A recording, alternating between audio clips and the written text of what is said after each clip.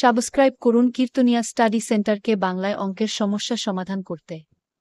একটি সুষম বহুভুজের সকল অন্তঃকোণের সমষ্টি এবং একটি বহিঃকোণের অনুপাত 24:1 হলে বহুভুজটির বাহুর সংখ্যা নির্ণয় করো।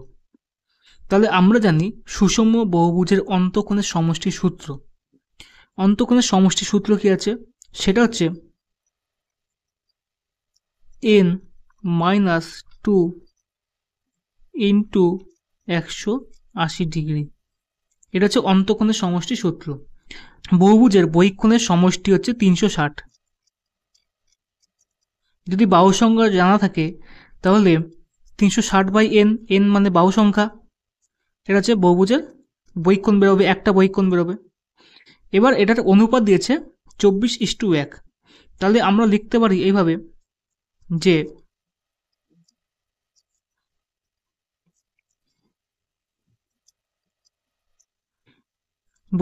বহুভুজের অন্তঃকোণের সমষ্টি বাই 360/n সমান সমান কত হচ্ছে? 24:1, 24/1। এটা আমরা অনুপাতে লিখতে পারি। তাহলে কি হয়ে যাচ্ছে দেখো, সুতরাং n-2, এই nটা গুণ হয়ে উপরে চলে যাচ্ছে, ইন্টু 180 ডিগ্রি ইন্টু n সমান সমান কি হচ্ছে দেখো, এই 360 24 সঙ্গে গুণ হয়ে যাচ্ছে, 360 ইন্টু 24 এটা হয়ে যাচ্ছে।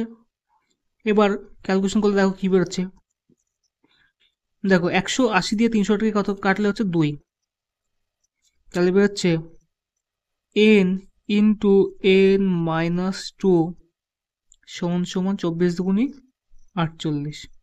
এটা আমাদের বেরোচ্ছে। এখানে আমরা মিডল টার্ম করতে পারি অথবা অপশন টেস্ট করেও করতে পারি। প্রথমে অপশন টেস্ট করে করি। দেখো এখানে বলেছে যে n এর মান কত ধরবো যাতে এটা 48 আসবে। তাহলে প্রথমে দেখা যাচ্ছে 80 অনেক বড়, এখানে 48-এর থেকে বড়, 78 48 থেকে বড়, তাহলে এগুলো কাটা, এগুলো হবে না। তাহলে এই দুটোর মধ্যে ট্রাই করতে হবে। এই দুটোর মধ্যে যখন ট্রাই করব, প্রথমে ছোট সংখ্যাতে ট্রাই করি। যদি n এর মান 8 ধরি,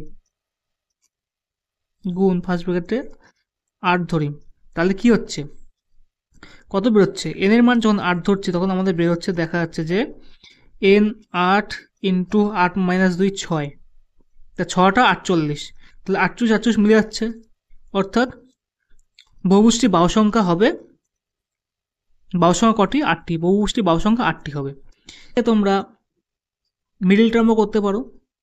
তাহলে কি হবে, n² - 2n -